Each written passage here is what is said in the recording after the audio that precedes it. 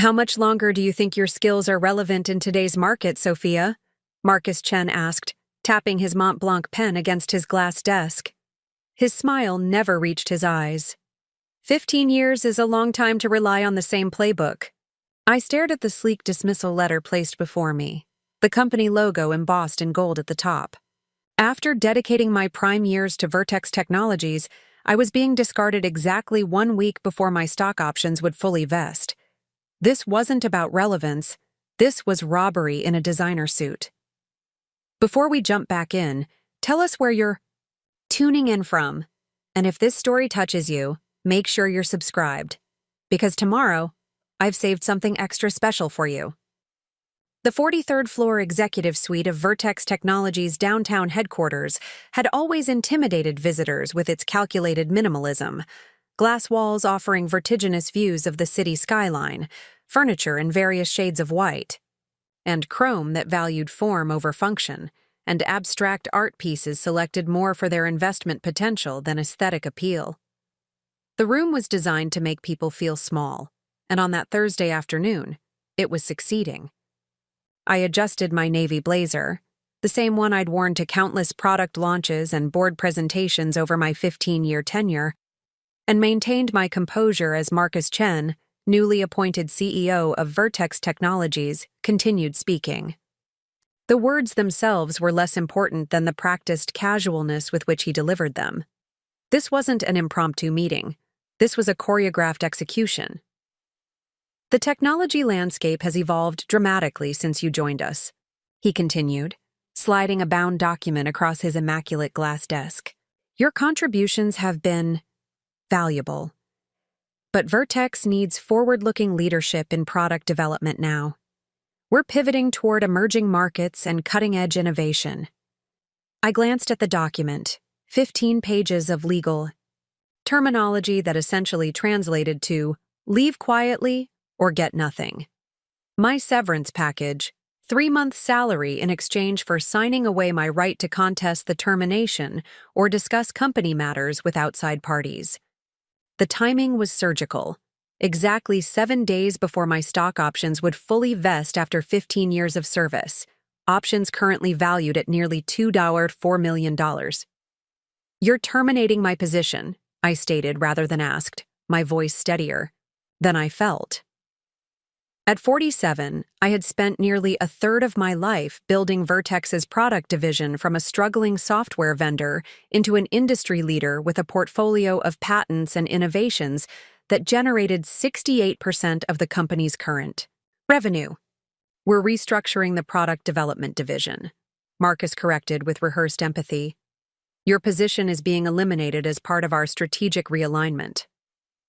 Beside him sat Naomi Wells, the new head of human resources who had joined Vertex just 3 months ago, around the same time as Marcus.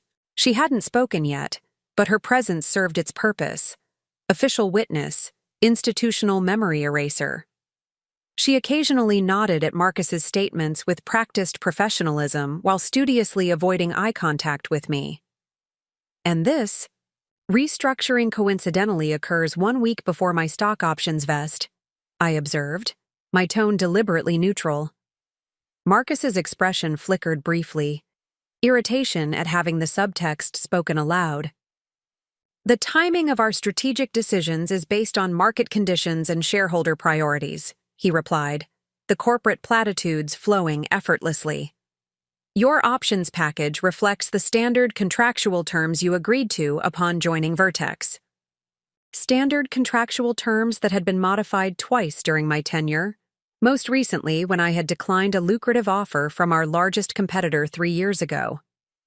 The retention agreement had been personally approved by our previous CEO, Jonathan Ward, who had retired 6 months earlier after building Vertex from a small tech startup into a Fortune 500 company. I thought about the projects currently under my supervision, particularly the Helios platform, our next-generation integration system that had been my focus for the past 18 months. The platform was scheduled for beta release in exactly 5 weeks.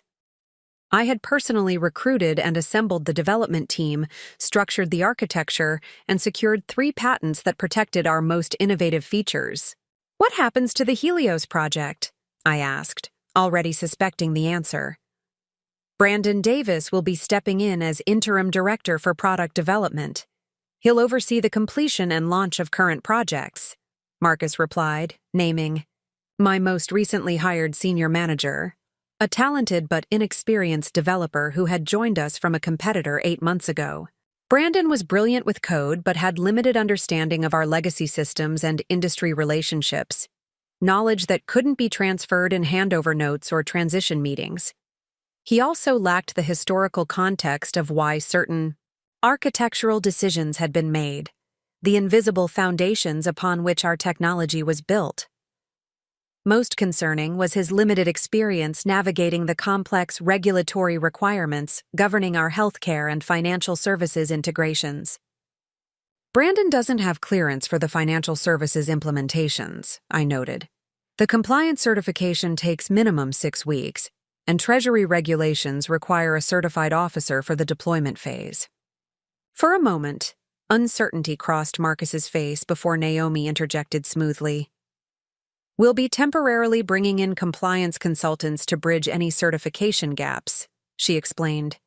We've contracted with GrayPath advisors to ensure all regulatory requirements are met during the transition. GrayPath was a well-known consulting firm that specialized in rapid deployments, but had a reputation for prioritizing speed over security, a particularly concerning approach for financial technology with access to sensitive customer data. The firm had been involved in 2 significant data breach incidents in the past 3 years, though their legal team had successfully deflected most liability. I see, I replied, the implications crystallizing. They weren't just removing me. They were systematically dismantling the safeguards and due diligence processes I had built into our development pipeline. Processes that occasionally slowed deployment, but had given Vertex an unblemished security record in an industry plagued by breaches and vulnerabilities. Your team has been informed that you're taking a personal leave effective immediately, Naomi continued. To minimize disruption, we've communicated that you'll be unavailable for the coming weeks. Your direct reports will transition to Brandon's supervision starting tomorrow morning. The calculated efficiency of the process confirmed what I already suspected. This decision had been in motion for weeks, carefully orchestrated to appear sudden while being meticulously planned. My team had been kept in the dark, just as I had been. When do you need my decision on the severance agreement? I asked, my mind already processing several contingency paths. Monday by noon would be optimal, Marcus replied, glancing at Naomi, for confirmation. Given the sensitivity of your position, we've arranged for your personal effects to be packed and delivered to your residence by courier this evening. Your system access has been suspended effective 30 minutes ago. Of course it had. I had noticed my company phone receive a silent update during our meeting, undoubtedly removing my access credentials and possibly installing monitoring software to track any communications I might attempt with colleagues. For security purposes, Gerald will escort you to the reception area, Naomi added, referring to the security officer undoubtedly waiting outside. The final humiliation being walked out like a potential threat rather than someone who had helped build the company from its foundations. I closed the severance folder without opening it further and stood, smoothing my skirt with the same precision I had applied to product specifications for 15 years. I'll review the documents and respond by Monday, I said, maintaining the professional composure that had become my trademark at Vertex. Marcus appeared slightly surprised by my calm response, perhaps expecting tears, anger, or desperate negotiation. In truth, a strange clarity was emerging through the initial shock. This wasn't merely corporate politics or cost-cutting. The systematic dismantling of security protocols, the rushed handover to inexperienced leadership, the timing preceding a major product launch, these elements suggested something more concerning than simple financial opportunism. I appreciate your professionalism, Sophia, Marcus said, standing and extending his hand as if we had concluded a routine business meeting rather than ended a 15-year career. Vertex has benefited greatly from your contributions." I shook, his hand briefly, noting the perfect temperature and pressure of his grip, likely practiced in executive coaching sessions. 15 years provides valuable perspective, I replied, meeting his gaze directly. Especially about patterns and consequences. The subtle shift in his expression confirmed that my meaning had registered. I wasn't threatening.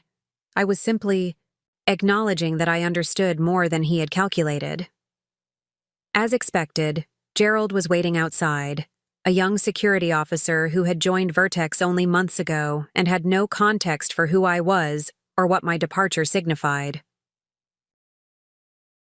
He maintained an uncomfortable professional distance as we walked through the product development floor where my team was conspicuously absent, likely called to an impromptu meeting to ensure I wouldn't encounter them during my exit. The elevator ride to the lobby was silent, the security officer checking his watch repeatedly as if to verify that proper protocols were being followed. When we reached the ground floor, he gestured toward the main entrance. "Thank you for your cooperation. Ms. Walker, have a good afternoon." I nodded politely and walked through the soaring lobby that I had helped design during the headquarters renovation 5 years earlier. The security turnstiles, once programmed to greet me by name, now required Gerald's override to allow my exit. The symbolism wasn't subtle.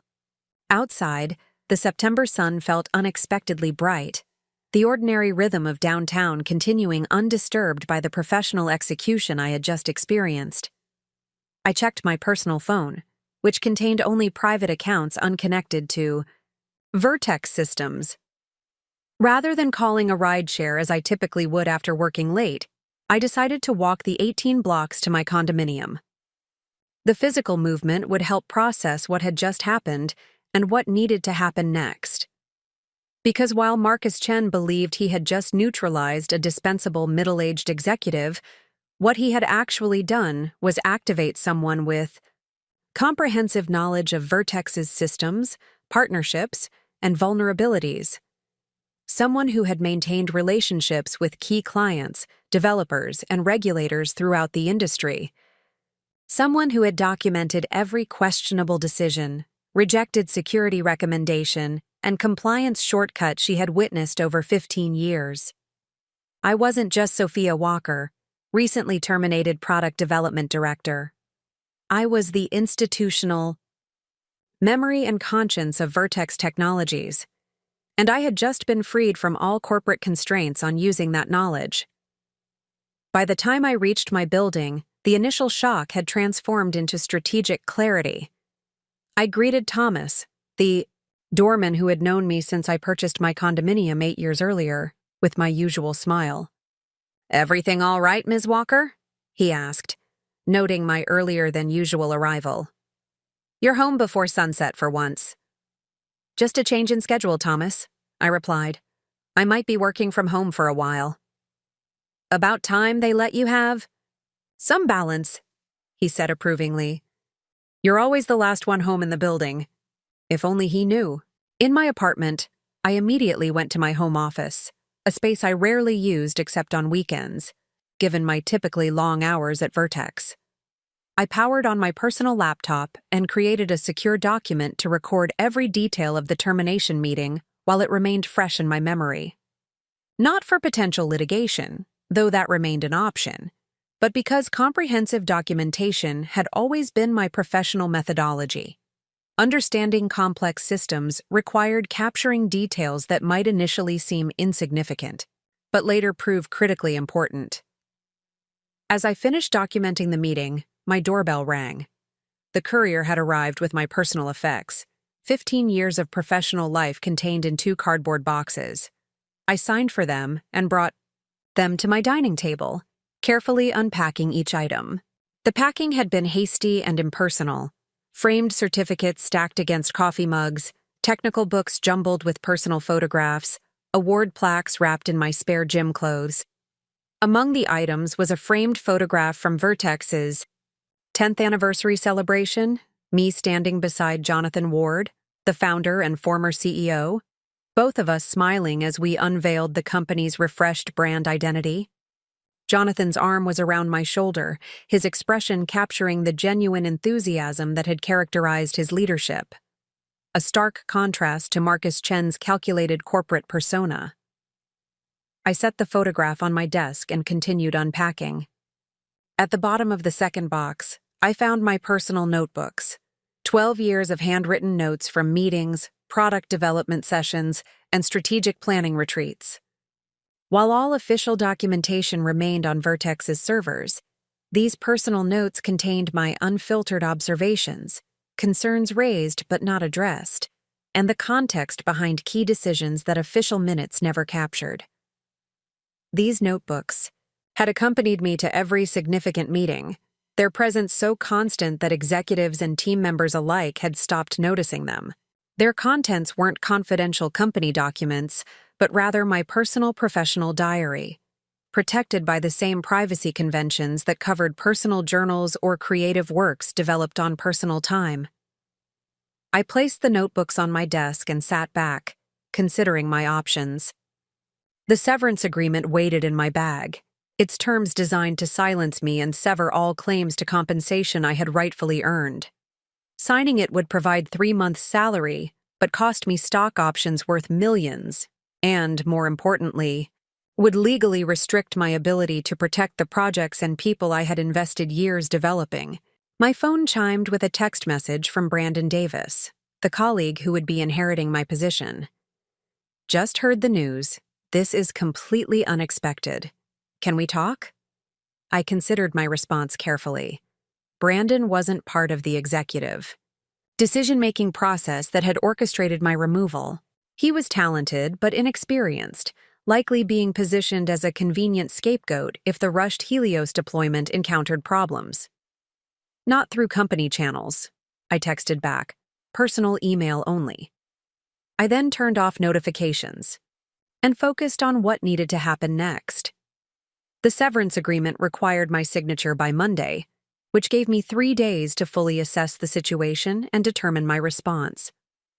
3 days to understand not just what had happened, but why it had happened precisely when it did. Preparing and narrating this story took us a lot of time, so if you are enjoying it, subscribe to our channel. It means a lot to us. Now, back to the story. Because while Marcus Chen and the new executive team saw me as an expensive legacy resource, with outdated skills, what they failed to understand was that my value wasn't in writing code or designing user interfaces. My value was in the comprehensive understanding of complex interconnected systems, both technological and human, that could only be developed through years of focused attention. They had dismissed me as outdated, but as I reviewed my notebooks and considered the timing of recent decisions, a troubling pattern began to emerge, one that suggested outdated wasn't their actual concern.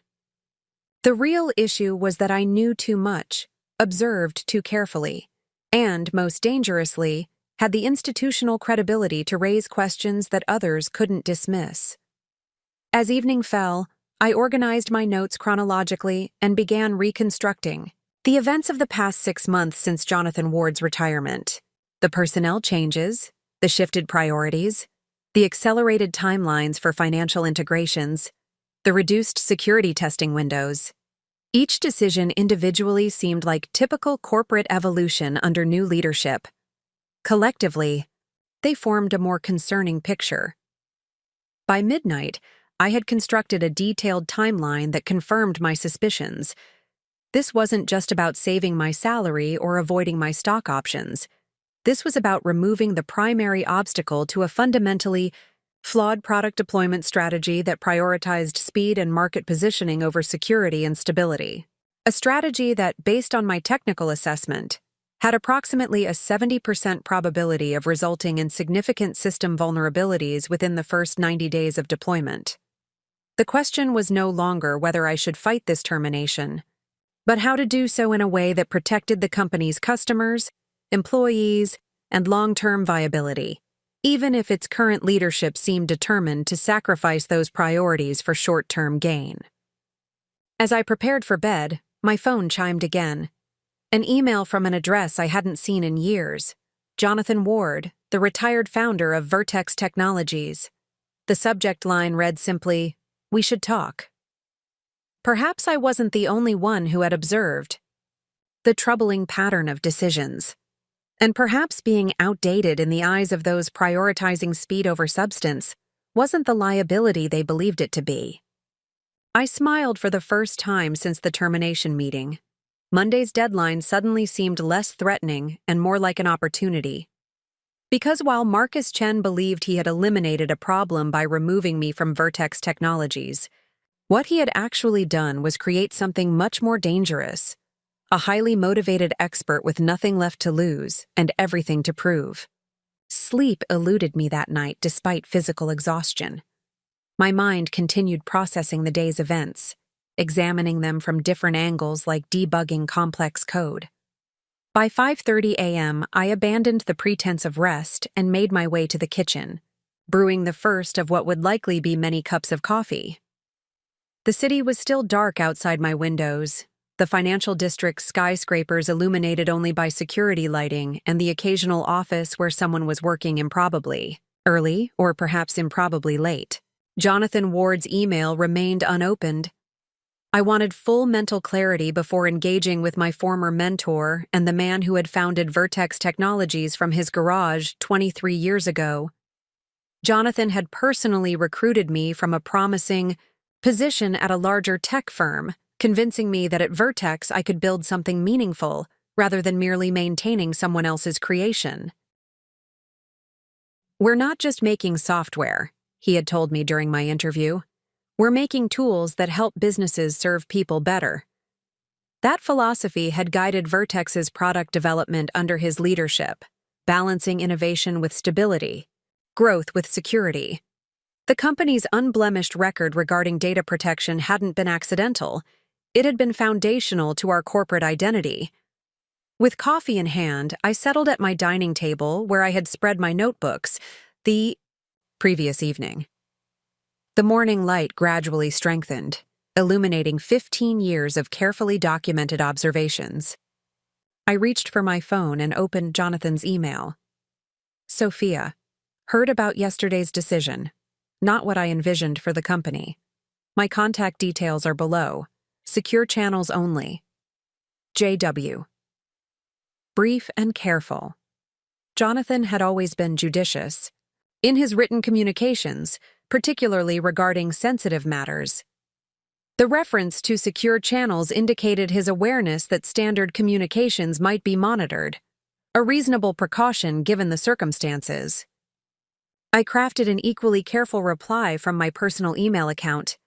"Available to connect at your convenience. Prefer in person if possible."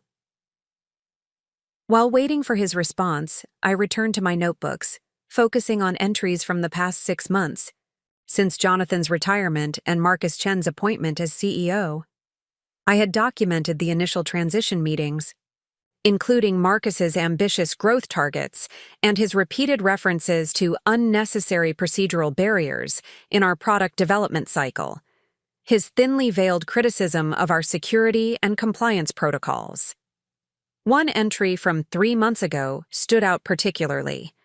During a product strategy meeting, I had raised concerns about the accelerated timeline for the Helios platform integration with Global Financial Network, a consortium of banking institutions that would be using our software to process transactions worth billions daily. The compliance certification requires a minimum of 3 sequential security audits, I had noted. Each audit cycle takes 2 weeks, plus remediation time if issues are identified. Marcus had dismissed the concern with a wave of his hand. Other vendors achieve certification with a single audit. Find a way to streamline the process. What? My notes recorded, but the official minutes omitted, was my response. Those vendors have experienced security breaches. Our protocol exists because it works. The following day, Marcus had introduced Naomi Wells as our new head of human resources, along with 3 new board members with backgrounds primarily in venture capital rather than technology. Within weeks, several long-standing executives had announced their decisions to pursue other opportunities, the standard euphemism for encouraged departures. My phone chimed with Jonathan's response. Meridian Coffee House, 10 a.m., corner table. At the back. Meridian was a small independent cafe known for its lack of surveillance cameras and limited cellular reception, an increasingly rare combination in the digital age.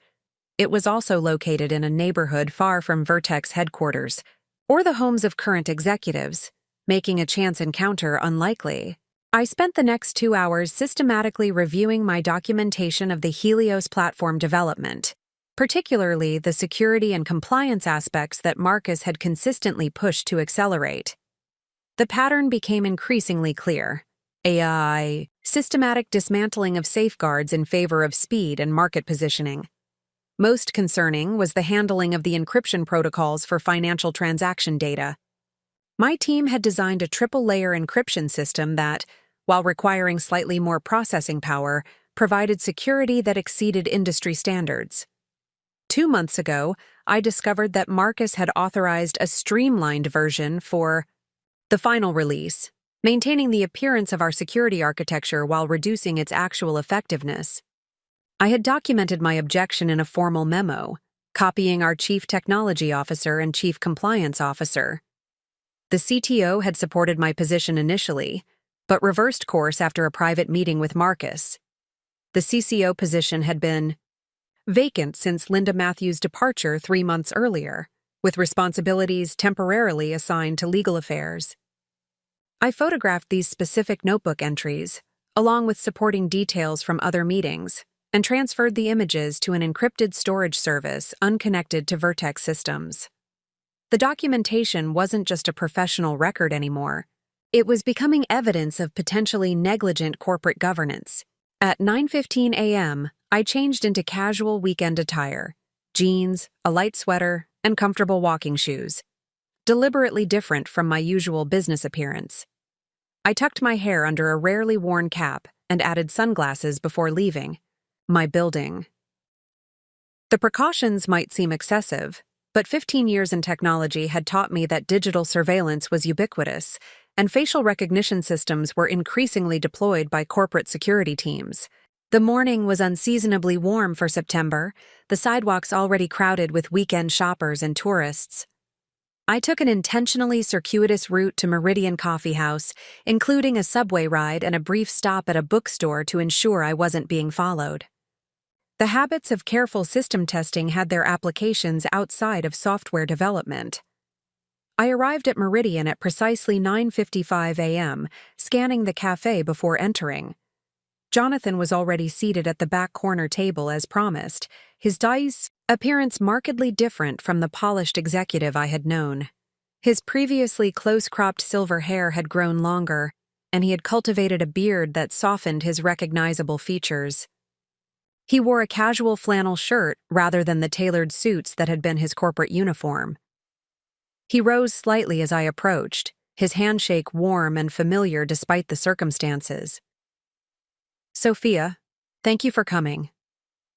"It's good to see you, Jonathan," I replied, meaning it sincerely.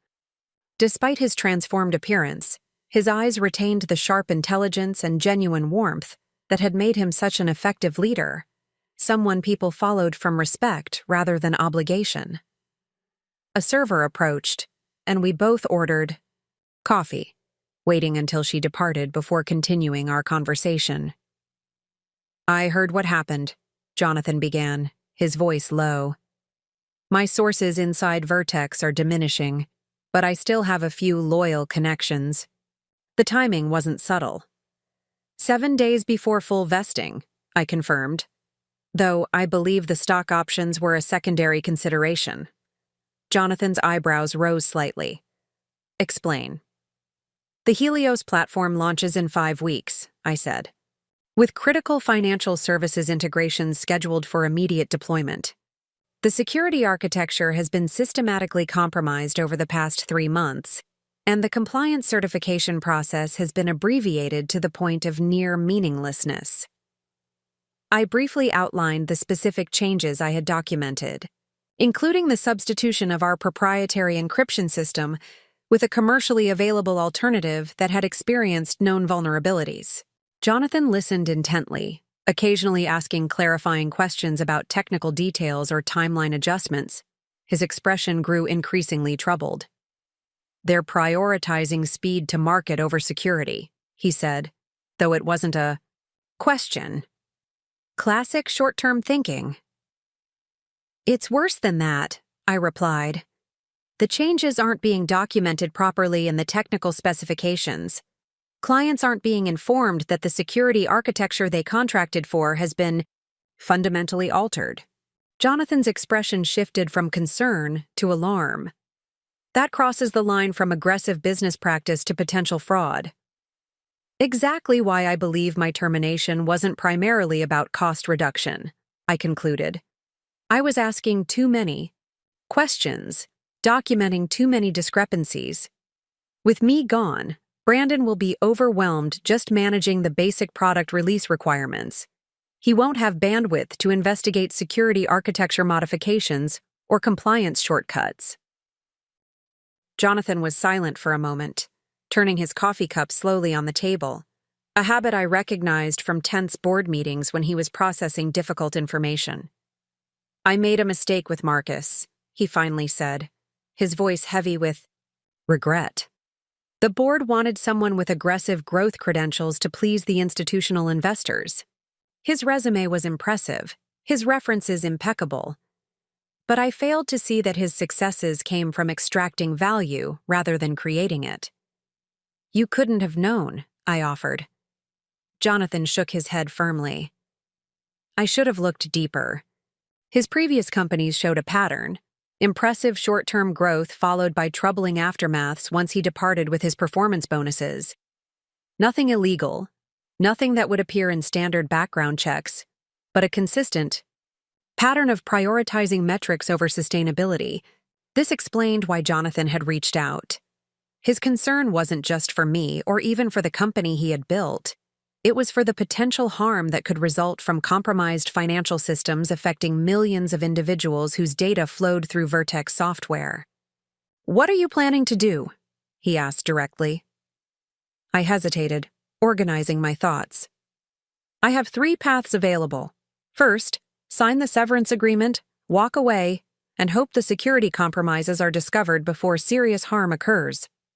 Second, refuse to sign, hire counsel, and challenge the termination, which would likely initiate a lengthy legal process during which the Helios platform would still launch with compromised security. Or third." I paused, measuring my words carefully. "The third option involves ensuring that the relevant information reaches those with the authority to require proper security implementation before the launch: regulatory bodies, key clients, and potentially the full Vertex board, many of whom may not understand the technical implications of the changes being implemented." Jonathan considered this for a moment. "The third option carries significant personal risk. They'll claim you're violating confidentiality, potentially even intellectual property protections." "I'm aware," I acknowledged, "but I've been careful to document concerns through proper channels before my termination. I've maintained personal notes rather than copying company documents. And most importantly, the potential harm from compromised financial systems far outweighs the personal risk." Jonathan studied me with a newfound respect, no longer looking at the talented product director he had mentored, but at a professional equal making a principled stand. "You'd be sacrificing your severance at minimum," he noted. "Potentially, facing litigation as well." "Some things matter more than money," I replied simply. "You taught me that, Jonathan. Vertex was built on the principle that we serve people first, profit second. I still believe in that vision, even if current leadership doesn't." He nodded slowly, a decision visibly forming. "If you choose the third path, you shouldn't walk it alone." He reached into his pocket and withdrew a business card with a single name printed on it: Elizabeth Carver. "State Financial Services Regulator," Jonathan explained. "Formerly with the Federal Office of Technology Assessment. Impeccable, reputation for fairness and discretion. She understands both the technical and regulatory aspects of financial technology." I took the card carefully. "You know her personally?" We served together on a cybersecurity advisory committee for the Treasury Department 5 years ago, he confirmed. She's thorough, ethical, and most importantly, she focuses on preventing harm rather than merely punishing wrongdoing. This was exactly the type of contact I needed. Someone with the authority to intervene without necessarily destroying Vertex in the process. My goal wasn't vengeance but correction, not punishment but prevention. Thank you, I said, tucking the card into my pocket. This helps considerably. There's something else you should know, Jonathan added, leaning forward slightly. Marcus has been systematically replacing board members who might question his methods. 3 of my appointees have been eased out over the past 4 months, replaced with his former colleagues and financial allies. The board's technical oversight capacity has been deliberately diminished. This explained the accelerating pace of concerning decisions. The internal checks and balances that had previously maintained Vertex's commitment to quality and security had been strategically removed. Is there anyone left on the board who might understand the technical implications of these changes? I asked. Dr. Yamamoto is still there, Jonathan replied, referring to the computer science professor who had been one of Vertex's earliest investors. But he's been systematically isolated from technical reviews, told that his expertise is more valuable for strategic guidance than operational oversight. Our conversation continued for another hour, Jonathan sharing critical context about organizational changes while I outlined the specific technical concerns I had documented. Together, we constructed a clearer picture of what appeared to be a deliberate strategy to extract short-term value at the expense of long-term stability and security. What will you do next? Jonathan asked as our meeting concluded. Review the severance agreement carefully, particularly the confidentiality and non-disparagement clauses, I replied. Then decide whether those restrictions are compatible with preventing potential harm to clients and consumers. And if they're not, then I'll have to decide what I value more, short-term financial security or long-term ethical integrity. Jonathan nodded, understanding the weight of the decision. Whatever you choose, Sophia, know that you have allies who share your concerns. You're not standing alone. As we prepared to leave, Jonathan using a side exit while I departed through the front, he added one final thought. Marcus sees your meticulous nature as an outdated approach in a world that values speed above all else. What he fails to understand is that precision and thoroughness aren't liabilities in technology. They're the foundation of systems that actually work. His words resonated deeply, articulating something I had intuitively understood throughout my career. In a discipline where a single misplaced character could crash an entire system, attention to detail wasn't an optional personality trait. It was an essential professional skill. I returned to my apartment by another circuitous route, my mind processing the additional context Jonathan had provided. The picture that emerged was increasingly troubling. Not merely aggressive cost-cutting or timeline acceleration, but a systematic dismantling of the governance structures and security protocols that had made Vertex a trusted partner for financial institutions worldwide. Back at my dining table, I opened my laptop and found an email from Brandon Davis, sent to my personal account as requested. Need to talk. Helios integration documentation has major gaps. Financial module passing quality. Gates despite failed security tests. Something doesn't add up. So Brandon had already begun noticing the discrepancies. His technical skills were excellent, even if his institutional knowledge was limited. The question was whether he understood the significance of what he was observing, and whether he knew the professional risk he was taking by questioning it. I responded carefully. Proceed with caution. Document everything. Use personal channels only. Next, I turned my attention to the severance agreement, reading every clause with the meticulous attention I had applied to software specifications throughout my career. The legal language was deliberately intimidating, filled with broad prohibitions. against disparagement, disclosure of confidential information, and interference with company relationships. Most concerning was a clause requiring me to certify that I was unaware of any violations of law, regulation, or company policy during my employment. A blanket statement that would effectively prevent me from later reporting the security and compliance issues I had documented. I opened a fresh document and began drafting a response to the severance offer, carefully outlining specific concerns with the proposed agreement, while neither accepting nor explicitly rejecting the offer. This would buy additional time while I developed a more comprehensive strategy. My phone chimed with a text from an unknown number. Ms. Walker? This is Elizabeth Carver. Jonathan suggested I contact you regarding a matter of potential regulatory concern. Available to meet tomorrow at 2 p.m. if convenient. Jonathan had moved quickly.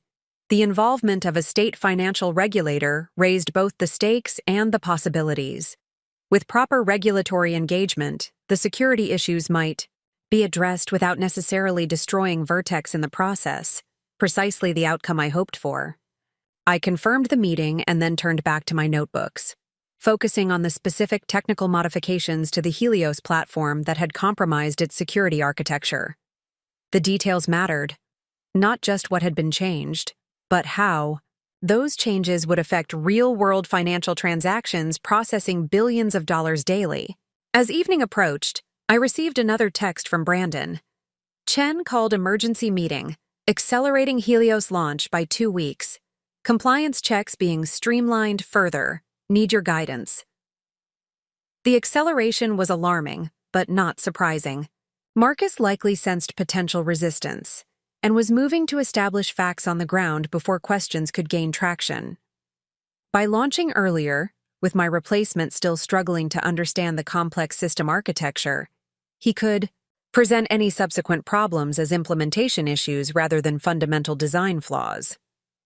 Document everything, I texted back, especially written directives to bypass standard protocols. Forward to personal email. Stay professional in all meetings. I hesitated before adding, your professional reputation will outlast any single project or company. Remember that when pressure mounts. It was the same advice Jonathan had given me early in my career when I had faced pressure to certify a product component that wasn't fully tested. That guidance had shaped my professional ethics and given me the courage to maintain standards, even when doing so was uncomfortable or inconvenient. As night fell over the city, I stood at my window looking toward the Vertex headquarters building, its upper floors still illuminated with weekend workers preparing for the accelerated launch. The people there, developers, testers, project managers, were former colleagues who trusted that their leadership was making sound decisions. Most had no way of knowing that the system they were racing to complete had been compromised in ways that might eventually harm the very customers it was meant to serve. My termination had been presented as a routine corporate reorganization, my skills deemed outdated in the rapidly evolving technology landscape. But as I reviewed the evidence and connected the disparate elements of Marcus Chen's strategy, a different truth emerged. My methodical approach and institutional knowledge weren't liabilities because they were inefficient. They were threats because they created accountability. The path forward was becoming clearer, though not easier. The meeting with Elizabeth Carver tomorrow would be pivotal, an opportunity to ensure that proper regulatory oversight was applied before potentially compromised financial systems went live. Tomorrow would bring difficult choices with significant consequences. But tonight had brought something equally important: clarity of purpose and the confirmation that I wasn't standing alone against a powerful corporate machine. I had allies who shared my concerns, documentation that supported my observations, and most importantly, the absolute conviction that preventing harm was worth whatever professional price I might ultimately pay. Being called outdated had initially stung, carrying the weight of age bias and professional dismissal. But perhaps being outdated simply meant remembering the fundamental principles that had made good technology good in the first place. Security, before speed, quality before quarterly, results and ultimately, people before profit. Those principles weren't outdated. They were timeless, and I was prepared to defend them. Sunday morning arrived with the crystalline clarity that sometimes follows difficult realizations. I woke at 5:30 a.m. without an alarm, my mind already processing the day ahead and the critical meeting with Elizabeth Carver. The early hour afforded me valuable preparation time, allowing for methodical organization of the evidence I had compiled.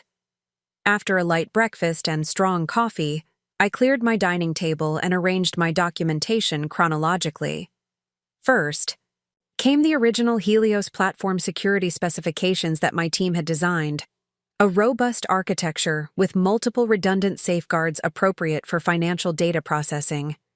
Next, I assembled the series of modifications that had been implemented over the past 4 months, each seemingly minor when viewed in isolation, but collectively amounting to a systematic degradation of security protocols. Most critically, I gathered evidence showing that these modifications hadn't been properly communicated to clients or noted in official documentation. The financial institutions preparing to implement Vertex's software would be doing so with a fundamental misunderstanding of its actual security capabilities. Preparing for the meeting with Elizabeth Carver required careful consideration of regulatory perspectives. Financial technology regulations balanced competing priorities, encouraging innovation while protecting system integrity, promoting efficiency while ensuring security. The most effective approach would focus on preventative correction rather than punitive enforcement, identifying problems before they caused harm and implementing appropriate safeguards. At 11:30 a.m., my preparation was interrupted by a call from an unfamiliar number. I answered cautiously. Sophia Walker? A woman's voice, precise and professional. Speaking. This is Elizabeth Carver. I'm afraid I need to reschedule our meeting for today. Would 11 a.m. at the Westfield Public Library work for you? Second floor conference room. The change in time and location was unexpected, but not necessarily concerning. Public officials often maintained flexible schedules, particularly when handling sensitive matters. That would be fine, I confirmed. I'll be there. Bring whatever documentation you consider relevant. And Ms. Walker, she paused briefly. It would be prudent to avoid company or personal devices that might be monitored. This final caution confirmed my impression that Elizabeth Carver understood the sensitivity of the situation. Her suggestion to avoid potentially monitored devices aligned with my own security precautions.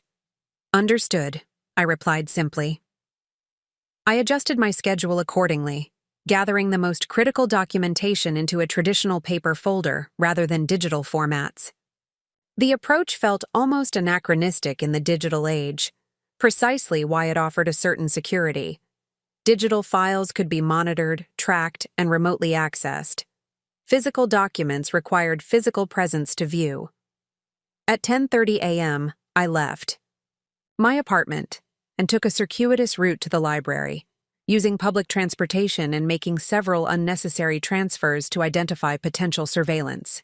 The precautions might seem excessive, but 15 years in technology had taught me that digital privacy was increasingly illusory, particularly when corporate interests were at stake. The Westfield Public Library occupied a century-old sandstone building that had been internally modernized while preserving its historical character. I climbed the marble staircase to the second floor, following signs to the conference rooms. Elizabeth Carver was already waiting, seated at a polished oak table with a leather portfolio open before her. She rose as I entered, a tall woman in her mid-50s with silver-streaked dark hair and the composed demeanor of someone accustomed to handling sensitive information. Her handshake was firm, her assessment direct, but not unfriendly. Ms. Walker, thank you for meeting on short notice. Thank you for your interest in this matter, I replied, taking the seat across from her. Jonathan Ward speaks highly of you, she noted, which carries significant weight in my assessment. Before we begin, I should clarify my position and authority. She provided a concise overview of her role with the State Financial Services Regulatory Commission, particularly her oversight of technology implementations affecting state-chartered financial institutions. Her background included 15 years with federal agencies focused on cybersecurity before transitioning to state-level regulation. My primary concern is preventing systemic vulnerabilities rather than pursuing enforcement actions, she explained, though the latter remains available when necessary. This approach aligned perfectly with my objectives, addressing the security issues before they caused harm, rather than punishing Vertex after damage occurred. I appreciate that perspective, I replied. My goal isn't to damage Vertex technologies, but to ensure its systems meet the security standards that clients and consumers deserve. Elizabeth nodded approvingly. Then we have aligned interests. Please outline your concerns. For the next 45 minutes, I methodically presented the documentation I had gathered, explaining the technical specifications in terms accessible to someone with regulatory rather than development expertise. I detailed the original security, architecture, the subsequent modifications, and most importantly, the discrepancies between what clients had been promised and what would actually be delivered. Elizabeth took meticulous notes, occasionally asking precise questions that demonstrated her technical understanding. She paid particular attention to the timeline of changes following Marcus Chen's appointment as CEO and the correlation with personnel departures from security-focused positions. These modifications create 3 primary vulnerabilities, I concluded. First, the reduced encryption protocol leaves transaction data potentially accessible during cloud processing. Second, the abbreviated authentication sequence creates opportunities for session hijacking. And third, the modified API endpoints lack the intrusion detection capabilities specified in client contracts. Elizabeth reviewed her notes thoughtfully. In your professional assessment, what is the likelihood of these vulnerabilities being exploited if the system launches as currently configured? Impossible to quantify precisely, I admitted, maintaining the factual accuracy that had characterized my career.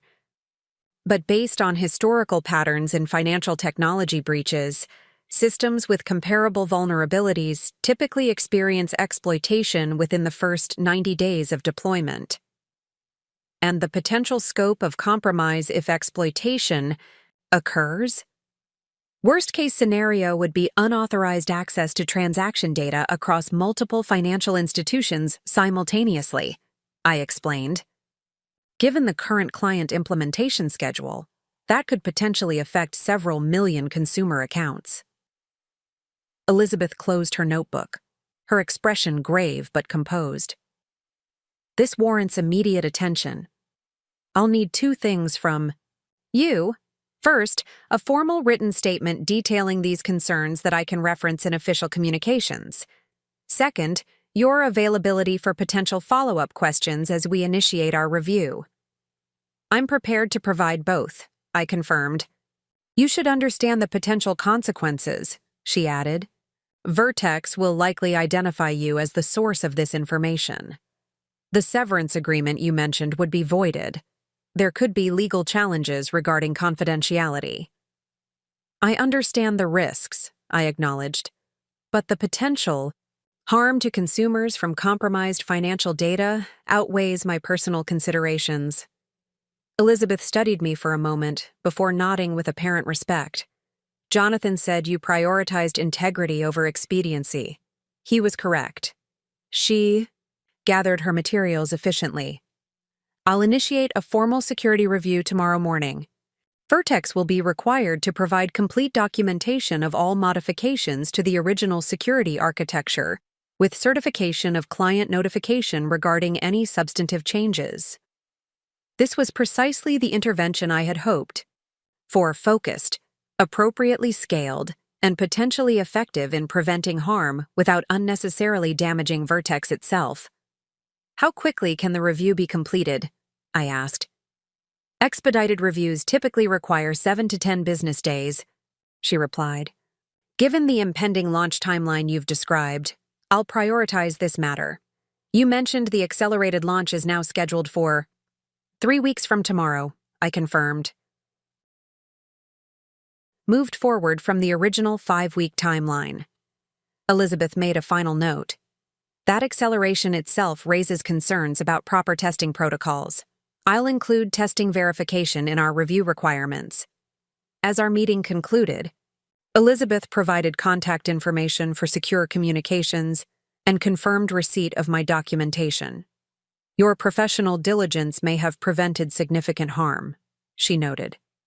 Regardless of how Vertex leadership responds, you've fulfilled the highest obligation of your profession, protecting those who rely on your systems. Her validation provided unexpected relief, confirmation from a respected authority that my concerns were legitimate and my actions appropriate. The path ahead remained challenging, but I now had an established channel for ensuring proper oversight of Vertex's security implementations. After leaving the library, I found a message from Brandon Davis on my personal email. Urgent. Security modifications being implemented without proper documentation. Team being told to patch documentation. Later. Need guidance. The situation at Vertex was deteriorating faster than anticipated. Marcus Chen appeared to be accelerating implementation while simultaneously reducing transparency, a concerning combination that suggested awareness that his approaches might not withstand scrutiny. I considered my response carefully. Brandon was taking significant professional risk by contacting me, potentially jeopardizing his position if discovered. However, his technical expertise made him a crucial internal ally for identifying and potentially mitigating the most concerning security compromises. Document everything, I replied. Focus particularly on changes to encryption protocols and authentication sequences. Keep records on personal devices. Consider your professional boundaries carefully. I deliberately avoided explicitly directing him to take any specific action that might violate his employment obligations while providing guidance that would help him protect himself professionally if the situation deteriorated further. By the time I returned to my apartment, another message had arrived, this one from Jonathan Ward. Board meeting called for tomorrow morning. Unusual timing suggests significant decisions pending. Will update when possible. An emergency board. Meeting on Monday morning, following directly after my termination on Thursday, suggested accelerating timelines beyond even what I had anticipated. Marcus Chen appeared to be consolidating authority and eliminating potential obstacles with remarkable speed. I spent the remainder of Sunday preparing my formal statement for Elizabeth Carver, carefully balancing technical detail with regulatory relevance. The document needed to be comprehensive enough to justify intervention while focused enough to enable prompt action. I included references to specific regulatory requirements that the modified system would potentially violate, particularly regarding data security and client notification obligations. As evening approached, I received an unexpected email from Naomi Wells, Vertex's head of human resources. Ms. Walker, as we haven't received your signed severance agreement, I wanted to confirm your intentions regarding our offer. The terms are time-sensitive, with the proposed package available only until noon tomorrow. Please advise if you require any clarification of the terms. The timing wasn't coincidental. One final attempt to secure my silence before the board. Meeting tomorrow.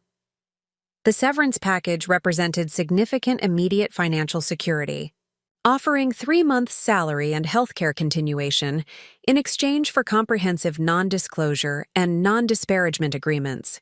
The decision crystallized with unexpected clarity. I would not be signing. Whatever financial security the package offered paled in comparison to the professional and ethical implications of accepting constraints on my ability to address legitimate security concerns.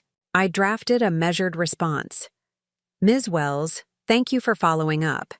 After careful review of the proposed agreement, I find I cannot accept the terms as presented, particularly regarding the certifications required in Section 7.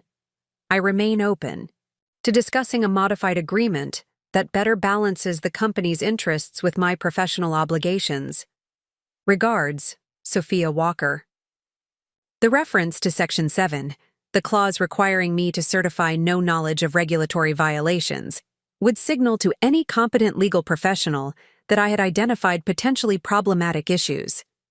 The message was intentionally calibrated, not explicitly threatening, but clearly indicating awareness of matters that might warrant further examination. Minutes after sending my response, I received a text from Brandon. Chen called another emergency meeting. Entire development team. Required to sign new confidentiality agreements specifically covering Helios implementation details. Something's happening. The pattern was becoming increasingly clear. Marcus Chen was systematically eliminating potential sources of information about the Helios platform's security modifications. First, my termination. Now, additional confidentiality requirements for the development team, all coinciding with an emergency board meeting. The acceleration suggested not merely aggressive business practices, but active concern about potential discovery. I forwarded Brandon's message to Elizabeth Carver with a brief note. FYI, Vertex appears to be implementing additional confidentiality measures specifically regarding Helios security details. Timing suggests awareness of potential regulatory interest. Her response came quickly. Noted. Have accelerated review initiation to tomorrow morning. Will request immediate documentation access under Section 1042 authority. This escalation represented a significant development. Section 1042 authorized state regulators to require immediate production of technical documentation when potential consumer financial harm might be imminent. The provision was rarely invoked but carried substantial compliance requirements for financial technology providers. As Sunday evening progressed, the pieces began aligning with unexpected rapidity. Jonathan sent another brief update. Yamamoto requesting full technical review before board vote tomorrow. Chen resistant but outmaneuvered by procedural requirement. Opportunity emerging.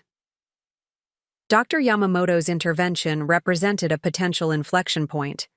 As the board's most technically knowledgeable member, his request for comprehensive review carried weight that even Marcus Chen would struggle to dismiss entirely. Combined with Elizabeth Carver's regulatory intervention scheduled for tomorrow morning, the situation was evolving toward potential accountability before implementation rather than aftermath. Just before midnight, a final message arrived from Brandon. Found something you should see. Original security architecture approvals modified in documentation system.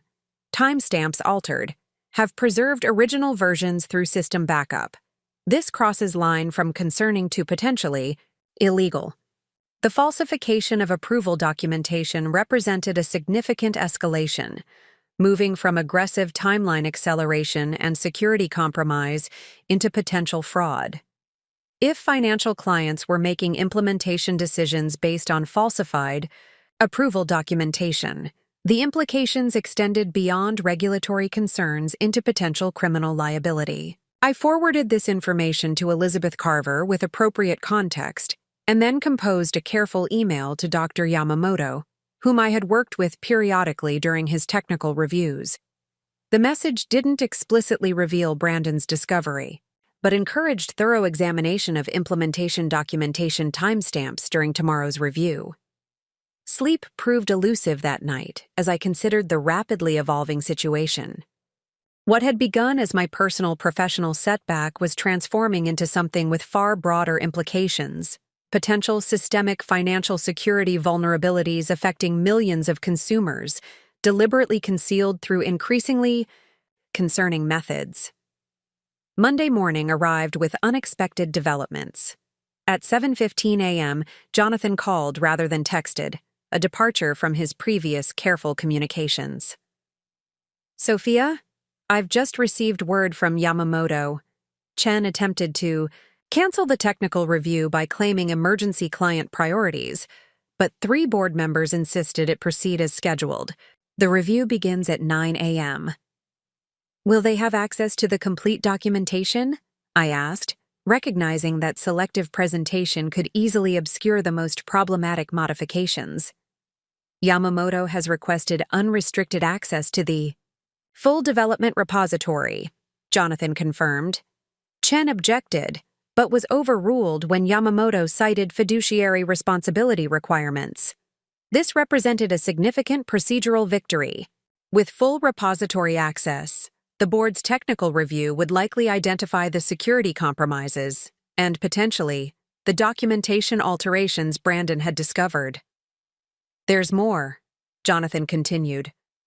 Elizabeth Carver has already contacted Vertex's general counsel this morning, invoking regulatory review authority and requesting immediate access to Helios security architecture documentation. The timing caught them completely unprepared. The convergence of internal and external scrutiny created powerful momentum toward transparency. Marcus Chen was now facing coordinated challenges from both governance and regulatory directions, simultaneously. How do you expect Chen to respond? I asked, recognizing that cornered executives often took desperate measures to maintain control. He'll attempt to compartmentalize and delay, Jonathan assessed. Provide minimum documentation to regulators while arguing for limited board oversight based on competitive sensitivity. Standard tactics when trying to prevent comprehensive review. Jonathan's prediction proved remarkably accurate. By 10:30 a.m., Brandon reported that the development team had been instructed to prepare overview documentation only for regulatory submission, with Marcus personally reviewing all materials before release. Simultaneously, Elizabeth Carver updated me on Vertex's initial response to her inquiry, a formal letter asserting that the requested documentation required appropriate redaction to protect proprietary methodologies before submission, a transparent attempt to delay comprehensive review. The simultaneous resistance on both fronts confirmed what I had increasingly suspected. The security compromises weren't merely aggressive shortcuts, but deliberate decisions with full awareness of their implications. Marcus Chen appeared willing to risk significant security vulnerabilities to achieve accelerated market positioning, presumably to demonstrate rapid results that would enhance his personal reputation and compensation regardless of long-term consequences.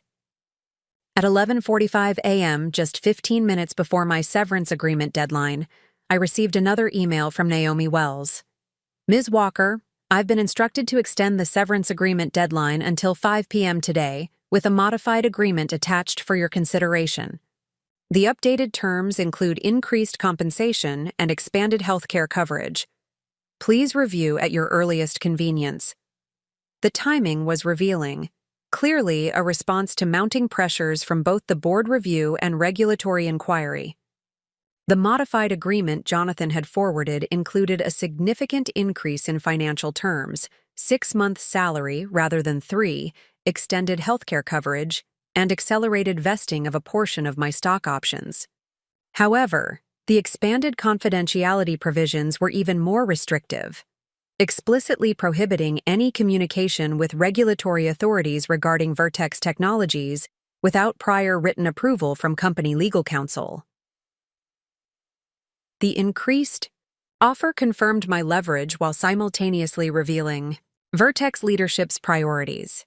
They were willing to pay significantly more for guaranteed silence, particularly regarding regulatory matters. I drafted a carefully worded response. Ms. Wells, thank you for the modified offer.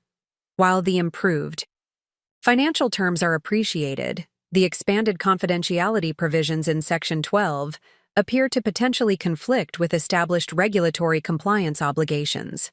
I would request legal clarification of these terms before proceeding further.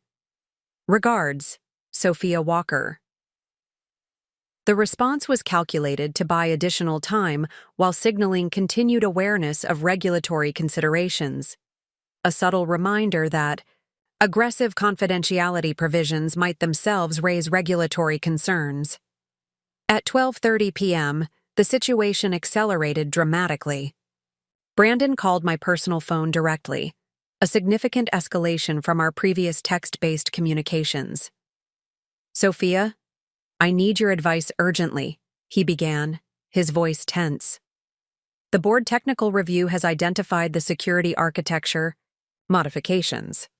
Dr. Yamamoto is asking pointed questions about approval documentation and client notification. Chen just instructed the team to prepare updated documentation, showing these changes were always part of the planned implementation. This crosses every ethical line I can imagine. This represented a pivotal moment for Brandon, being explicitly instructed to falsify documentation for board review pushed him from concerned observer to potential participant in misrepresentation. What are you considering? I asked carefully, recognizing the weight of his professional and ethical dilemma. I'm thinking about addressing the board directly, he replied.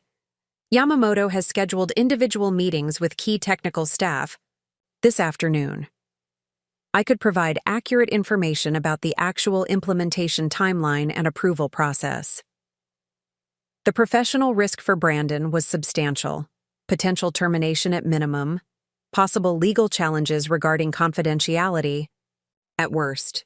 Yet the ethical implications of remaining silent were equally significant. I can't tell you what decision to make, I responded truthfully. But I can share what guided my own choices. Our work affects millions of people who trust our systems to protect their financial security. That trust creates obligations that sometimes transcend organizational loyalty.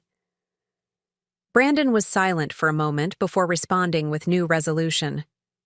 I'm meeting with Yamamoto at 2 p.m. I'll provide accurate information and documentation of the actual development timeline. Whatever happens afterward, I'll know I did the right thing. His decision represented a crucial inflection point in the unfolding situation. A second knowledgeable insider willing to prioritize integrity over expediency, despite significant personal risk. The afternoon brought cascading developments. At 2:45 p.m., Elizabeth Carver called with an update. We've received initial documentation from Vertex, but it's clearly incomplete and potentially misleading. I've elevated this to an urgent priority review and issued a formal demand for complete unredacted documentation by close of business today. Their initial response raises significant concerns about transparency and compliance readiness. At 3:30 p.m., Jonathan reported that the board technical review had extended beyond its scheduled conclusion, with Dr. Yamamoto requesting additional development team interviews following his session with Brandon. The board meeting originally scheduled to approve the accelerated Helios launch had been postponed pending completion of the expanded technical assessment. By 4:15 p.m., the situation had reached a critical threshold. Brandon texted from inside. Vertex headquarters. Board review has expanded to include full executive committee. Chen trying to control narrative, but Yamamoto has original documentation from repository backups. Original versus modified security specifications being displayed. Side by side, financial clients being contacted about potential implementation delay pending additional security verification. The convergence of internal governance and external regulatory scrutiny had created unstoppable momentum toward transparency and accountability. The carefully constructed narrative of accelerated innovation was giving way to the reality of compromised security and questionable documentation practices. At 5 p.m., as my extended severance deadline expired unsigned, Naomi Wells sent a final message. Ms. Walker, please be advised that the severance offer has been withdrawn pending resolution of matters currently under review. The company reserves all rights regarding confidentiality obligations applicable to your previous employment. The tone shift was revealing, from incentivized cooperation to implicit threat, reflecting the rapidly deteriorating position of those who had orchestrated my termination. Their leverage had evaporated as their actions became subject to multi-layered scrutiny. As Monday evening approached, the situation at Vertex continued evolving rapidly. Jonathan provided periodic updates from his board contacts. The technical review had expanded into a comprehensive security assessment. The accelerated launch had been officially delayed pending additional quality verification, and most significantly, An emergency executive session had been called to discuss leadership concerns arising from the technical review findings. Brandon remained inside Vertex headquarters, providing crucial factual information to board members conducting the expanded review. His professional courage in prioritizing accuracy over expediency represented exactly the ethical standard that had characterized Vertex under Jonathan's leadership, a standard that had been systematically undermined during Marcus Chen's brief tenure. By 8:30 p.m., Elizabeth Carver confirmed that her regulatory team had received complete technical documentation following her escalated demands, and a formal security assessment was underway, with results expected within 48 hours. The day's developments had transformed the landscape completely. What began as my individual professional setback had catalyzed a full system correction: board governance, reasserting appropriate oversight, regulatory mechanisms engaging effectively, and individual professionals choosing integrity over expedient. Compliance. As I reviewed the day's events from my dining table, still covered with the documentation that had initiated this cascade, I recognized that this outcome represented something more significant than personal vindication. It demonstrated that systems of accountability could function effectively when knowledgeable individuals chose to prioritize professional integrity over personal interest. My termination had been presented as a routine corporate decision, my methodical approach deemed outdated in an environment that prioritized speed over substance. Yet that same methodical approach, the careful documentation, the systematic analysis, the principled assessment, had ultimately revealed critically important patterns that might otherwise have remained obscured until significant harm occurred. The day's events confirmed something I had always believed but rarely seen demonstrated so clearly. In technology, thoroughness wasn't an obsolete virtue, but an essential discipline. Systems that controlled financial data affecting millions of lives demanded meticulous attention rather than expedient approximation. Being called outdated for maintaining those standards wasn't an insult, but a profound misunderstanding of what made technology trustworthy in the first place. Tomorrow would bring new developments and challenges, but tonight had provided confirmation that standing firmly for professional principles, even at personal cost, remained the foundation of meaningful contribution in a field where integrity and precision determined whether systems served people properly or failed them catastrophically. Sometimes being outdated simply meant remembering fundamental values that never actually expired. Tuesday morning arrived with the strange quietness that often accompanies significant transitions. I woke early after a night of intermittent sleep, my mind processing the rapid developments of the previous day while anticipating what might come next. The familiar routine of preparing for work, a routine that had structured my weekdays for 15 years, had been abruptly terminated, yet I found myself more professionally engaged than ever. My phone displayed several notifications that had arrived overnight. The first was from Jonathan Ward, time-stamped 11:42 p.m. Emergency board session concluded. Executive committee established to review leadership alignment with company values and governance standards. Chen temporarily divested of product approval authority pending review completion. Yamamoto heading technical assessment team with unrestricted access.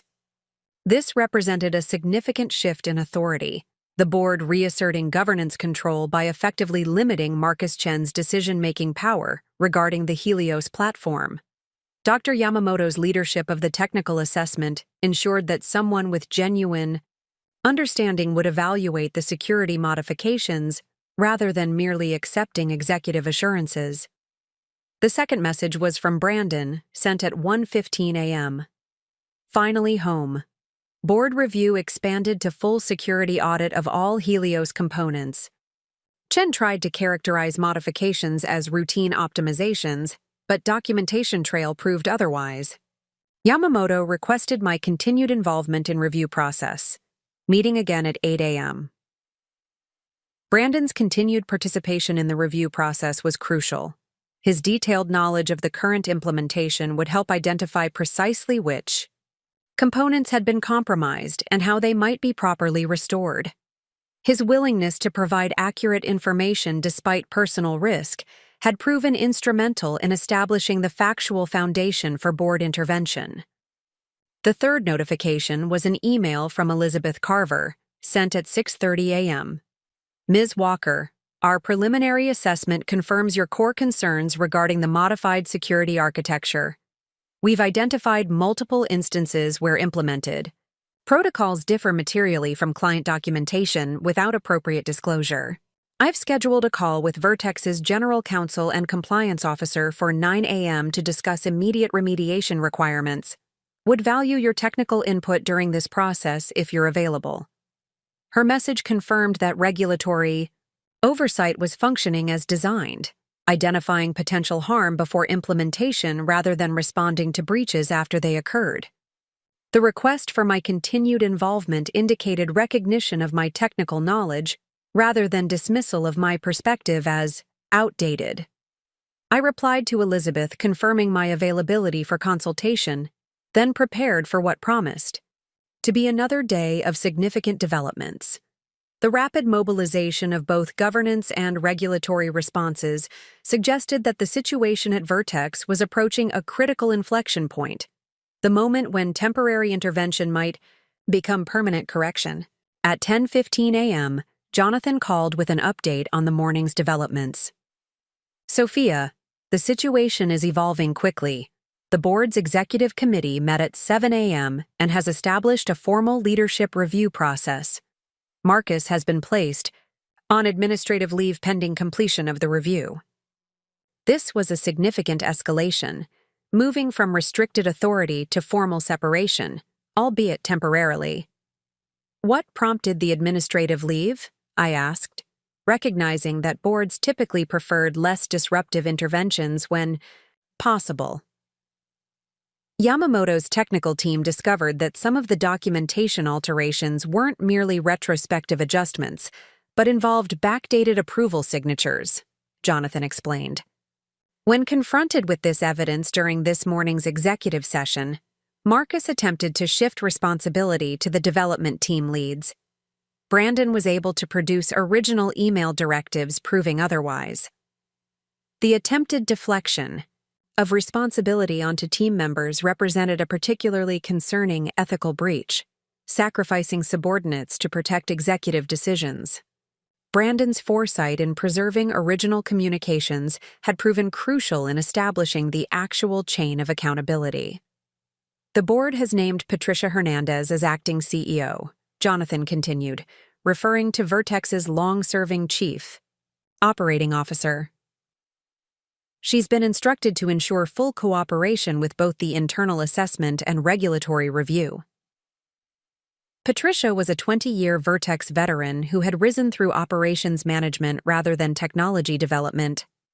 Her expertise lay in process implementation rather than product innovation, precisely the perspective needed to address procedural failures that had enabled security compromises. And the Helios platform? I asked, concerned about the project itself beyond the leadership issues. Launch officially delayed by minimum 60 days, Jonathan confirmed. Full security architecture reassessment ordered with instruction to prioritize original specifications over timeline considerations. This represented exactly the reset needed, refocusing on security fundamentals rather than arbitrary market timing. The delay would create short-term marketplace challenges, but potentially prevent catastrophic long-term consequences from compromised financial systems. Helios can be salvaged, I noted, recognizing the importance of preserving the platform's innovative components while addressing its security deficiencies. The core architecture remains sound if the compromised components are properly restored. The board recognizes that, Jonathan agreed. Which leads to something else I need to discuss with you. Patricia has requested authorization to contact you regarding potential consulting during the restoration process. Your knowledge of the original architecture would be valuable in ensuring proper implementation. The invitation represented a remarkable reversal, from terminated employee deemed outdated to requested expert consultant within the span of 5 days. The irony wasn't lost on me, though vindication wasn't my primary objective. My priority remains ensuring the system meets appropriate security standards before deployment, I replied. If consulting helps achieve that outcome, I'm open to the possibility. I thought you might say that, Jonathan observed. Patricia will likely reach out later today once the board formally approves the arrangement. The morning continued, with rapid developments. Elizabeth Carver called at 11:30 a.m. to provide an update on the regulatory intervention. I've just concluded the call with Vertex's legal and compliance teams, she began. They've acknowledged the documentation discrepancies and agreed to implement a supervised remediation plan with weekly progress verification. How did they explain the discrepancies? I asked, curious about the institutional narrative emerging. To account for the systematic security compromises. Their current position attributes the issues to communication failures during leadership transition, Elizabeth replied, her tone suggesting professional skepticism. They're carefully avoiding admissions that might create liability while committing to comprehensive correction moving forward. This represented a predictable corporate approach, acknowledging problems without accepting accountability, positioning systemic issues as isolated communication failures rather than deliberate decisions. However, the commitment to supervised remediation with verification protocols would ensure actual correction regardless of the face-saving narrative. The important outcome is proper security implementation before deployment, I noted, focusing on practical results rather than attribution. Precisely, Elizabeth agreed. Though our findings will be documented in the official assessment, including the pattern of modifications following leadership changes. Regulatory records have long memories, Ms. Walker. Her comment highlighted an important regulatory reality often overlooked by executives focused on quarterly metrics. Agencies maintained comprehensive historical records that informed future oversight. Companies that demonstrated patterns of concerning behavior received appropriately heightened scrutiny even after addressing specific incidents.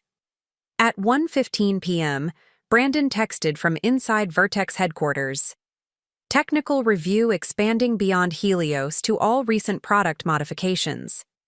Development team speaking freely now about other corners cut in recent months. Chen supporters in management becoming notably scarce today.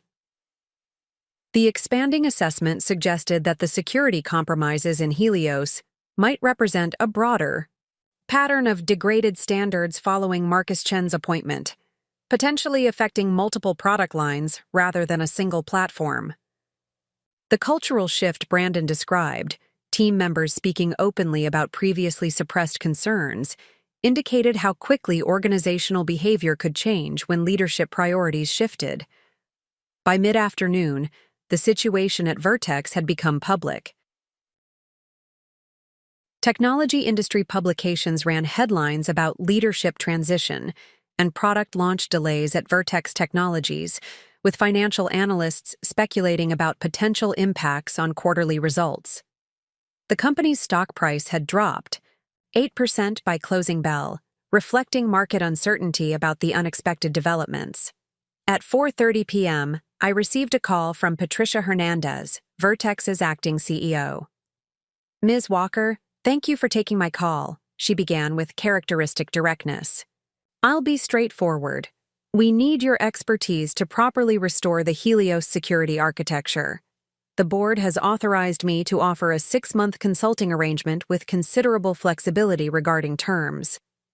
Her approach, practical, transparent, and focused on problem-solving rather than face-saving, represented exactly the leadership style needed to address the current situation. Patricia had always been known for operational effectiveness rather than political maneuvering. I appreciate the offer, Patricia, I replied. My primary concern remains ensuring proper security implementation before deployment.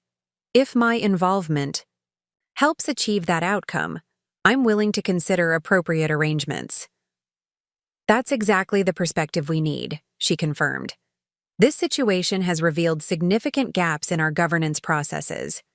The technical issues can be corrected relatively quickly, but the underlying procedural failures require more fundamental reassessment.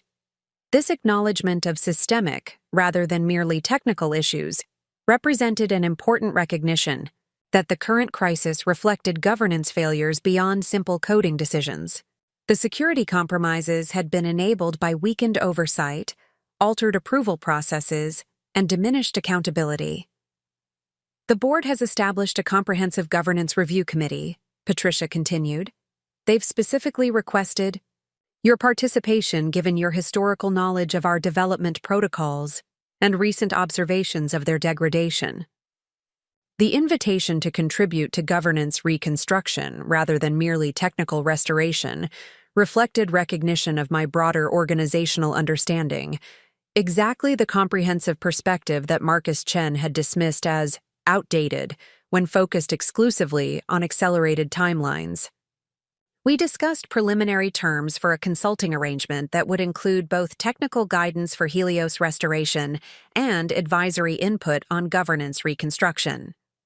The proposed compensation was significant, considerably more than my previous salary, but the more meaningful aspect was the explicit value placed on institutional knowledge and systematic thinking. We need to rebuild trust, Patricia acknowledged toward the end of our conversation, not just with clients and regulators, but with our own team members who raised concerns that weren't appropriately addressed. Your involvement would send an important signal about the values we're recommitting to. The framework we established would allow me to maintain independence while providing crucial guidance during Vertex's recovery process. I would participate in the Helios Restoration Project and Governance Committee as an external advisor rather than rejoining as an employee, maintaining appropriate separation to ensure objective assessment. By Tuesday evening, the situation had stabilized into a clear direction forward. The Helios platform would undergo comprehensive security restoration with regulatory oversight. Vertex's governance processes would be systematically reconstructed. With board supervision, and Marcus Chen's leadership would be formally evaluated against established corporate standards rather than merely short-term metrics. As I prepared for bed that night, my phone chimed with one final message. From Naomi Wells, the HR director who had participated in my termination meeting just 5 days earlier. Ms. Walker, I've been instructed to contact you regarding the formal consulting agreement discussed with Patricia Hernandez. Additionally, the board has authorized me to offer restoration of your stock options with immediate vesting as a gesture of organizational good faith.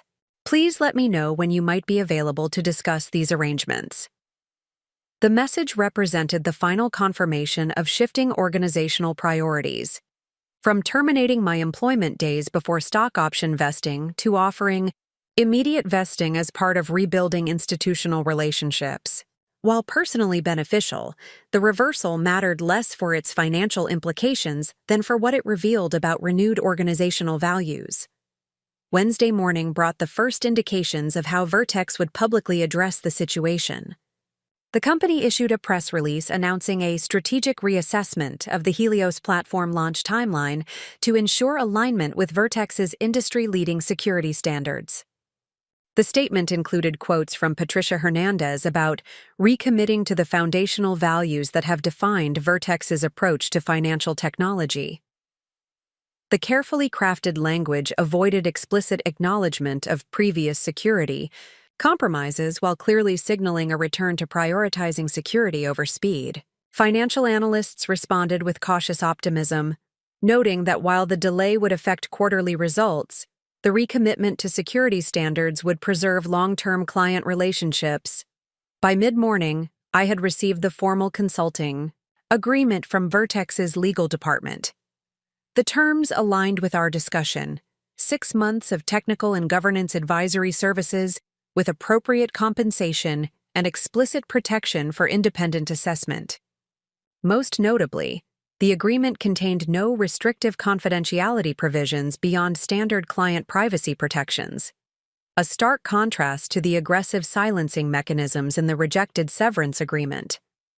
I signed the agreement and returned it by secure electronic delivery, officially transitioning from terminated employee to engaged consultant within the span of 6 days. My first official meeting as Vertex consultant was scheduled for Thursday morning, a comprehensive, technical review of the Helios security architecture with Brandon, Dr. Yamamoto, and the restoration team. The objective was establishing a clear roadmap for returning to the original security specifications while maintaining the platform's innovative functional capabilities. Wednesday afternoon brought notification of another significant development. Marcus Chen had resigned as CEO of Vertex Technologies, effective immediately. The board's press release thanked him for his contributions during a transitional period, while announcing the formation of a CEO search committee headed by Dr. Yamamoto to identify leadership aligned with Vertex's core values of innovation, integrity, and client trust. The diplomatic phrasing didn't explicitly acknowledge the governance failures that had precipitated the change, but the emphasis on core values and Dr. Yamamoto's leadership of the search process sent a clear message about renewed priorities. The market responded positively, with Vertex stock recovering most of its previous day's losses by closing bell. Brandon called that evening with an update from inside Vertex headquarters. "The atmosphere has completely transformed," he reported. "Teams are openly discussing security considerations that were previously dismissed as excessive caution." Patricia met with the entire product development division this afternoon and explicitly stated that no timeline considerations would supersede security requirements. This cultural reset represented perhaps the most important outcome of the crisis, reestablishing institutional values that prioritized fundamental quality over expedient delivery. Technical specifications could be restored relatively quickly, but rebuilding a culture of appropriate caution and professional integrity required consistent leadership reinforcement. "How are you being treated?"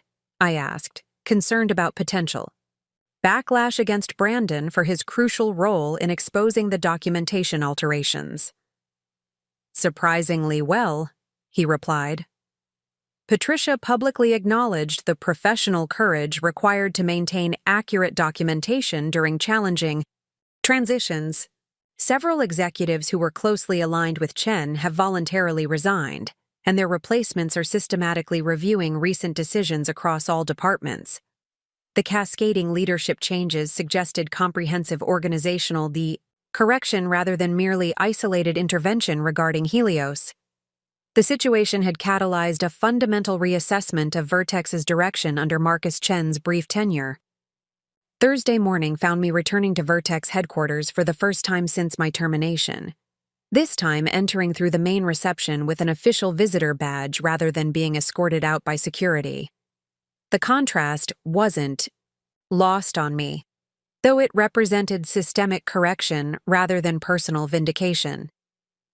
The technical review meeting was scheduled in the main conference room where, just 6 days earlier, I had been informed that my skills were outdated and my position eliminated. Now that same room held Brandon, Dr. Yamamoto, the core development team, and 2 representatives from the State Financial Services Regulatory Commission, a group assembled specifically to benefit from my perspective and expertise. Dr. Yamamoto opened the meeting with characteristic precision. "Our objective today is establishing a comprehensive restoration roadmap for the Helios security architecture. Ms. Walker's knowledge of the original specifications will be invaluable in identifying precisely which components require revision and in what sequence." For the next 3 hours, we methodically reviewed each security component, comparing original specifications with current implementation. The development team provided detailed status reports on modified elements, while the regulatory representatives offered perspective on compliance requirements for financial data processing systems. The collaborative process represented exactly the balanced approach that had characterized Vertex's most successful projects under Jonathan Ward's leadership. technical innovation guided by appropriate governance, creative problem-solving constrained by security fundamentals. The work was challenging but energizing, focused on constructive resolution rather than blame assignment. By meeting's end, we had established a clear restoration framework with prioritized components, defined validation, protocols, and appropriate regulatory checkpoints.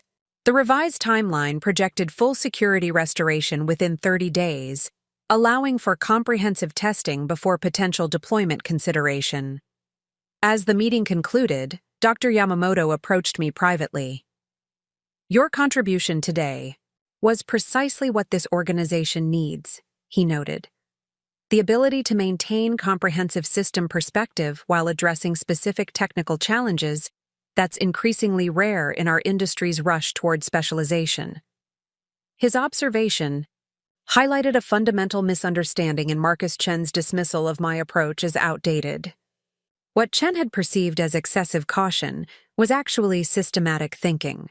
The capacity to recognize how individual components interacted within complex systems and how seemingly minor modifications could create significant vulnerabilities through unintended consequences.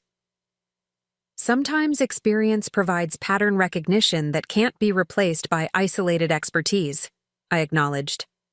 Precisely, Yamamoto agreed. The board recognizes that now, which is why I'd like to discuss another possibility with you, beyond the current consulting arrangement. He explained that the CEO search committee was considering a significant organizational restructuring, establishing a new executive position focused specifically on technical governance and system integrity. The role would function as a counterbalance to market-focused leadership, ensuring appropriate consideration of security, quality, and sustainability alongside growth and innovation. "We believe this structural correction is necessary to prevent recurrence of the current situation," he explained. "Technical considerations must have equal weight in executive decisions, not merely advisory input that can be disregarded for expedience." The proposed position, Chief Technical Integrity Officer, would report directly to the board rather than through the CEO, with explicit authority to require appropriate security and quality protocols, even when they affected launch timelines or development costs. The structure represented institutional recognition that proper governance required balanced consideration of multiple values rather than exclusive focus on speed and growth. "The committee would like you to consider this position once your consulting engagement concludes," Yamamoto continued. "Your comprehensive understanding of our systems combined with your demonstrated commitment to appropriate standards makes you uniquely qualified." The invitation represented remarkable institutional learning, not merely correcting specific security compromises, but establishing structural safeguards against future governance failures. More personally, it reflected profound reassessment of exactly the qualities that Marcus Chen had dismissed as outdated just days earlier. As I left Vertex headquarters that afternoon, I passed the product development floor where teams were actively implementing the restoration framework we had established that morning. Through the glass walls, I could see engaged collaboration, animated technical discussions, and the focused energy of professionals recommitted to appropriate standards. After a period of compromised values, the site provided the most meaningful validation of all: confirmation that systems could be corrected, governance could be restored, and institutional values could be re-established when knowledgeable individuals chose to maintain professional integrity despite personal risk. The journey from terminated employee to valued advisor had taken just 1 week, but the transition represented something far more significant than personal career rehabilitation. It demonstrated that expertise, systematic thinking, and principled assessment remained essential in technology development, not outdated approaches to be discarded for expedience, but foundational disciplines that determined whether systems served people properly or exposed them to unnecessary risk. Marcus Chen had labeled my methodical perspective outdated in an environment that prioritized speed over substance. Yet that same methodical approach had ultimately revealed critical vulnerabilities, catalyzed necessary intervention and guided effective restoration, proving through results rather than rhetoric that comprehensive understanding remained irreplaceable in creating trustworthy technology. The following weeks would bring significant work in rebuilding both technical systems and governance processes. The path wouldn't be simple or straightforward, requiring careful balance between innovation and security, between creativity and discipline. But the essential foundation had been re-established. Recognition that technology affecting millions of lives demanded meticulous attention rather than expedient approximation.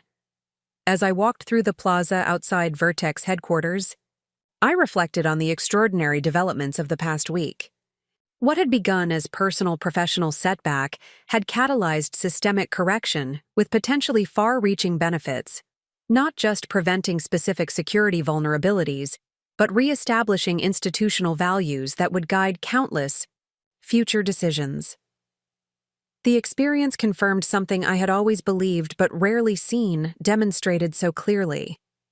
In technology, thoroughness wasn't an obsolete virtue, but an essential discipline. Being called outdated for maintaining appropriate standards wasn't an insult but a fundamental misunderstanding of what made technology trustworthy in the first place. Sometimes being outdated simply meant remembering essential principles that never actually expired, principles that determined whether technology served humanity properly or failed it catastrophically. And sometimes the most valuable expertise wasn't the newest methodology, but the comprehensive understanding that connected isolated details into meaningful patterns, revealing critical insights that specialized focus might never discover. The company that had dismissed me was now actively rebuilding itself around the very principles I had maintained, perhaps the most meaningful validation possible in a field where results ultimately mattered more than rhetoric. The crisis wasn't yet fully resolved, but the path to proper resolution had been clearly established through renewed commitment to enduring values rather than expedient compromises. The systems would be restored, the governance would be rebuilt. And the lesson would be institutionalized, that in technology, as in life, the most reliable path forward often required remembering fundamental principles rather than discarding them for momentary advantage. That wasn't being outdated. That was being timeless. 2 weeks into my consulting role at Vertex Technologies, patterns had emerged that revealed both how quickly an organization could correct course and how deeply problematic practices had penetrated during Marcus Chen's brief tenure. The Helios platform security restoration was progressing efficiently, with approximately 60% of the compromised components returned to original specifications under Brandon's capable leadership. The development team's morale had rebounded remarkably as professional standards once again received appropriate recognition and support.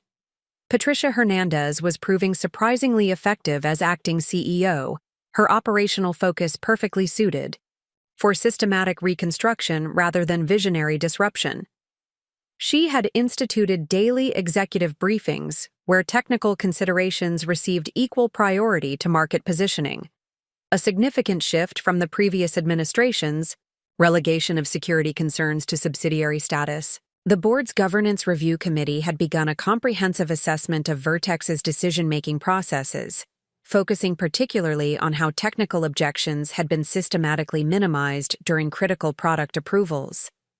Dr. Yamamoto was leading this effort with characteristic methodical precision, documenting both procedural failures and potential structural improvements to prevent future governance breakdowns. On this particular Thursday morning, I arrived at Vertex headquarters for the weekly security restoration review. The meeting had become a focal point for assessing progress, addressing emerging challenges, and ensuring appropriate regulatory communication. In addition to the core technical team, Elizabeth Carver had begun attending these sessions, providing valuable regulatory perspective while monitoring compliance with remediation requirements. As I walked through the product development floor toward the conference room, I noticed something unexpected. Developers had begun returning photos and personal items to their workspaces, small but significant evidence of renewed commitment to the organization. During Marcus Chen's tenure, personal expression had been discouraged as unprofessional, with minimalist conformity promoted as evidence of focus and efficiency. The returning personal touches symbolized cultural restoration alongside technical correction. Brandon greeted me at the conference room door, tablet in hand with the latest progress metrics. Security protocol restoration at 63% completion, he reported without preamble. Authentication sequencing fully restored, encryption implementation at 82%, and API endpoint protection frameworks re-established with enhanced monitoring capabilities. His direct, data-focused approach reflected the healthy balance we had established: professional collaboration without unnecessary hierarchical deference. Despite his relative youth and briefer tenure at Vertex, Brandon had demonstrated remarkable technical leadership during the crisis, earning genuine respect rather than merely occupying an organizational position. "Any unexpected challenges this week?" I asked, setting my materials on the conference table. "The transaction verification module is proving more complex than anticipated," he acknowledged. "The modified version eliminated 3 security checkpoints that interacted with legacy systems. Restoring them requires careful coordination with financial institution interfaces." This represented exactly the type of system interconnection that Marcus Chen had failed to appreciate: the reality that enterprise technology rarely existed in isolation, but depended on complex interactions across multiple platforms, often including legacy systems that couldn't simply be replaced or bypassed without creating dangerous vulnerabilities. The meeting began promptly at 9 a.m., with representatives from each technical discipline providing concise status updates. Elizabeth Carver listened attentively, occasionally asking precise questions about implementation details or timeline projections. Her presence had initially created tension among team members unaccustomed to regulatory oversight, but they had gradually recognized her focus on systemic protection rather than individual blame. "The restoration metrics are encouraging," Elizabeth noted as the technical briefings concluded, "particularly regarding the encryption implementation and authentication sequencing. However, I'd like to better understand the transaction verification challenges you've identified." Brandon provided a detailed explanation of how the modified system had eliminated verification checkpoints that validated transaction authenticity across institutional boundaries, a critical security function despite its minimal impact on processing. Speed. The current challenge involved restoring these checkpoints without disrupting existing financial institution interfaces that had been configured to expect the modified protocols. "This highlights a critical governance consideration," I observed. "Security modifications don't occur in isolation. They create ripple effects across interconnected systems. Proper protocol would have required notifying financial partners about these changes during implementation rather than discovering the discrepancies during restoration." Elizabeth nodded with professional appreciation of the observation. "This exemplifies why governance frameworks must include explicit communication requirements regarding security modifications. Technical changes that affect multi-institutional systems create shared vulnerabilities that each participant has a right to evaluate." The discussion continued with collaborative problem-solving regarding the transaction verification challenges, ultimately producing a phased restoration approach that would maintain system functionality while progressively re-establishing security checkpoints. The solution wasn't merely technical, but included a carefully structured communication plan for financial institution partners. As the meeting concluded, Patricia Hernandez arrived unexpectedly. Her presence at technical reviews was unusual given her numerous responsibilities as acting CEO. "I apologize for the interruption," she began, addressing the room with characteristic directness. "But we've received information that I believe requires immediate consideration by this group." She explained that a major financial technology publication was preparing an investigative article about security vulnerability concerns in Vertex's financial processing systems. While the publication had requested official comment from Vertex regarding specific allegations, it appeared they already possessed detailed information about the modified security architecture and its potential implications. The reporter has documents showing security modifications that weren't disclosed to financial clients, Patricia continued. They're asking for confirmation that these changes were implemented without appropriate notification to affected institutions. The room fell momentarily silent as the implications registered. Someone with inside knowledge had provided specific technical details to the media, information that went beyond general concerns to include actual implementation specifications. The potential reputational damage extended beyond Vertex to affect client financial institutions whose systems interconnected with the Helios platform. When is the publication deadline? Elizabeth asked, immediately focusing on practical considerations. Tomorrow afternoon, Patricia replied. They've given us 24 hours to provide official response before going to press. Brandon exchanged glances with several development team members before speaking. The technical details they have, how specific are they? Patricia consulted a tablet containing the media inquiry. They reference modified encryption protocols, abbreviated authentication sequencing, and eliminated transaction verification checkpoints. They specifically ask whether these modifications were properly documented in client technical specifications.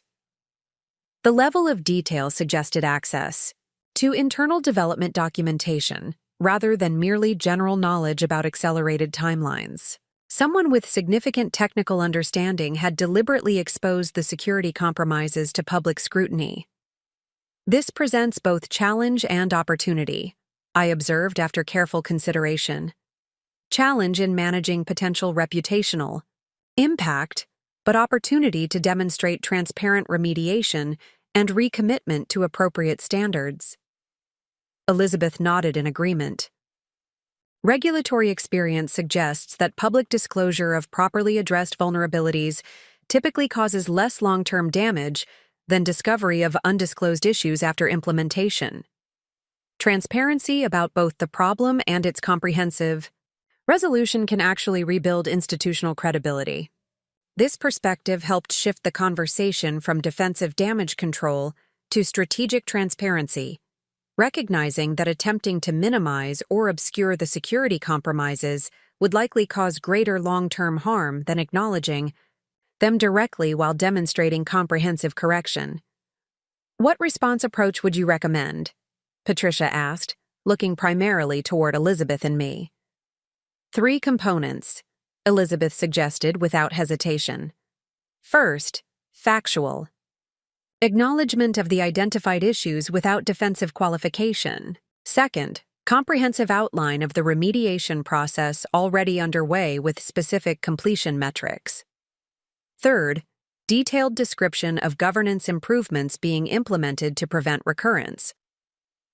I added another consideration. Include explicit recognition of the legitimate concerns this situation raised, validating the importance of transparency while emphasizing the constructive institutional response. The focus should be restoration of appropriate standards rather than assignment of individual responsibility. Patricia nodded thoughtfully. That aligns with the board's perspective as well. Dr. Yamamoto specifically recommended against attempting to minimize the situation or deflect responsibility. This approach represented remarkable institutional maturity, choosing substantive accountability over superficial image management, prioritizing genuine correction over perception manipulation. It reflected the fundamental values that had characterized Vertex under Jonathan Ward's leadership, temporarily obscured during Marcus Chen's tenure, but now re-emerging as guiding principles. Patricia, Elizabeth, Brandon, and I spent the next 2 hours drafting a comprehensive response framework, carefully balancing technical accuracy with accessible explanation, institutional accountability with forward-looking correction. The final document acknowledged the security modifications without equivocation, detailed the restoration process with specific metrics and regulatory oversight, and outlined the governance improvements being implemented to prevent similar situations in the future. This level of transparency carries certain risks, Patricia noted as we reviewed the completed framework. Competitors may attempt to exploit these disclosures in the marketplace. True transparency always carries short-term competitive risk, I acknowledged. But attempting to obscure legitimate concerns typically causes greater long-term damage through erosion of trust. Elizabeth added a regulatory perspective. Organizations that demonstrate proactive correction and governance improvement typically experience more favorable regulatory outcomes than those attempting to minimize or conceal identified issues. The approach represented fundamental recommitment to the principles that had initially established Vertex's reputation, recognition that sustainable success in financial technology required prioritizing security and trust above momentary competitive advantage or quarterly metrics. The institutional learning reflected genuine recognition that Marcus Chen's philosophy had fundamentally misunderstood the requirements for enduring success in an industry where client trust represented the most valuable asset. As our drafting session concluded, Brandon raised a question that had likely occurred to everyone. Do we have any indication who provided this information to the publication? Patricia considered this thoughtfully before responding. The board has chosen not to initiate an investigation into the source. Their perspective is that the disclosure, while potentially challenging in the short term, ultimately serves the organization's legitimate interests by accelerating necessary correction. This judgment represented another significant shift from Marcus Chen's approach, which would likely have prioritized identifying and penalizing the information source rather than addressing the underlying concerns. The board's focus on substantive improvement rather than retribution demonstrated renewed commitment to organizational health beyond superficial control.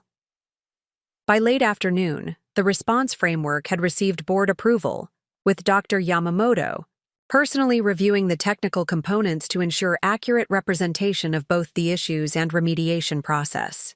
The final document had been provided to the publication with authorization for Patricia Hernandez and Dr. Yamamoto to be quoted directly regarding Vertex's commitment to comprehensive correction and governance improvement.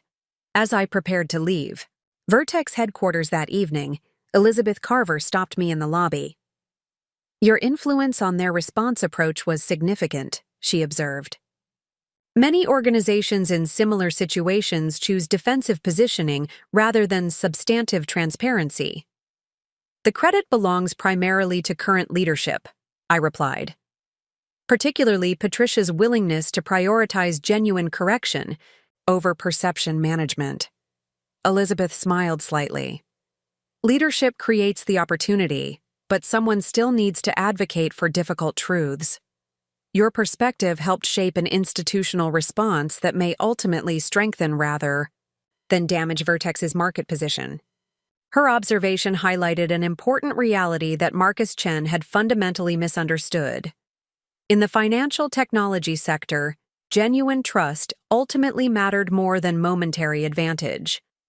Institutions processing financial transactions required partners who prioritized security and stability above acceleration and disruption, recognizing that innovation had enduring value only when built upon reliable foundations.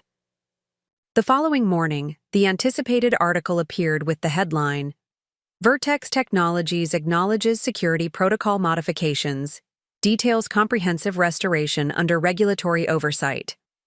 The piece included direct quotations from Patricia Hernandez about Vertex's recommitment to the foundational security principles that established the company's reputation, alongside Dr. Yamamoto's detailed explanation of the governance improvements being implemented to ensure technical standards receive appropriate priority in future development processes. Most significantly, the article included confirmation from Elizabeth Carver that the State Financial Services Regulatory Commission was actively monitoring a comprehensive remediation process with appropriate verification protocols and client notification requirements. The market response was remarkably measured.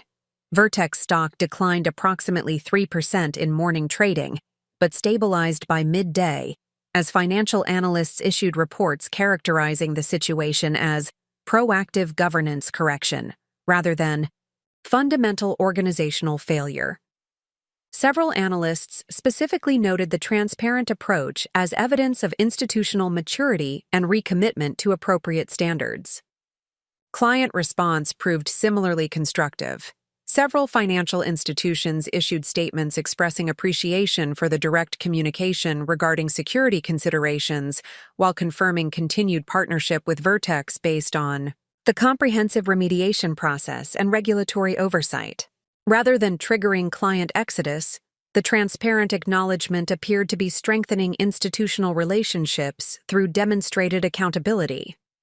By early afternoon, Brandon reported that several major clients had contacted Vertex, requesting detailed briefings on the restoration process, not to evaluate continued partnership, but to understand how similar governance improvements might benefit their own organizations.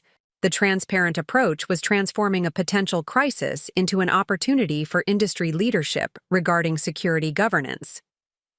The board's executive committee held an emergency session to assess response to the public disclosure, with Dr. Yamamoto providing a detailed briefing on client and market reactions. Their conclusion, shared through Patricia to the executive team, reflected measured optimism. Initial responses suggest our transparency approach is rebuilding trust rather than diminishing it. Continue prioritizing substantive correction over perception management. Late that afternoon, Jonathan Ward called with his perspective on the unfolding situation. The board made the right decision embracing transparency, he noted, though it required significant institutional courage. The credit belongs primarily to current leadership, I observed, particularly Patricia's willingness to prioritize genuine correction over defensive positioning. Leadership enables the right decisions, Jonathan acknowledged, but someone still needed to advocate for transparency when defensive reactions would have been easier. Your influence has been significant, Sophia. His observation echoed Elizabeth's earlier comment, highlighting how organizational outcomes often depended on individual willingness to maintain principled perspective, even when expedient alternatives seemed superficially attractive. The transparent response hadn't emerged automatically, but required specific advocacy for uncomfortable truths rather than comfortable narratives. The interesting question, Jonathan continued, is how this experience will shape Vertex's future direction. Institutions often learn most effectively through successfully navigating challenges rather than avoiding them entirely. His observation reflected an important reality about organizational development, that meaningful growth typically emerged from effectively addressing difficulties rather than merely preventing them. Vertex was demonstrating impressive capacity to learn from its governance failures, potentially emerging stronger through substantive correction rather than superficial adaptation. The following days brought continued implementation of the security restoration process, with the technical team maintaining impressive momentum despite the public disclosure of the underlying issues. Brandon's leadership proved particularly valuable in maintaining focus on substantive correction rather than reputation management, prioritizing genuine security restoration over accelerated timelines that might create new vulnerabilities. 1 week after the public disclosure, Dr. Yamamoto convened a special governance committee meeting to assess progress on both technical restoration and institutional improvement. The session included comprehensive updates from each functional area alongside external perspective from regulatory representatives. The technical metrics are encouraging, Dr. Yamamoto noted as Brandon concluded his restoration update. But equally important are the governance improvements being implemented alongside security restoration. Patricia provided a detailed overview of the procedural changes already instituted, including restored technical review requirements, re-established compliance certification protocols, and enhanced client notification standards for security-relevant modifications. Most significantly, She outlined a structural reorganization that would establish permanent separation between innovation advocacy and security verification, ensuring appropriate checks and balances in future development processes. These structural improvements address a fundamental governance vulnerability, Dr. Yamamoto observed. Technical considerations must have equal weight in executive decisions, not merely advisory input that can be disregarded for expedience. The Governance Committee approved a comprehensive recommendation to the full board, proposing formalization of these procedural improvements alongside creation of the Chief Technical Integrity Officer position that Dr. Yamamoto had previously discussed with me. The structural changes would establish institutional safeguards against future governance failures by ensuring technical considerations received appropriate priority, regardless of market pressures or leadership preferences. As the meeting concluded, Patricia asked me to remain for a private conversation. Once others had departed, she addressed a consideration that extended beyond the current consulting arrangement. The Governance Committee will formally recommend creation of the Chief Technical Integrity Officer position to the full board tomorrow, she began, with explicit authority to require appropriate security and quality protocols even when affecting launch timelines or development costs. I nodded, recalling my previous discussion with Dr. Yamamoto about this structural improvement. That represents important institutional learning from the current situation. The board has authorized me to formally offer you this position once it's established, Patricia continued. Your demonstrated commitment to appropriate standards combined with your comprehensive system understanding makes you uniquely qualified.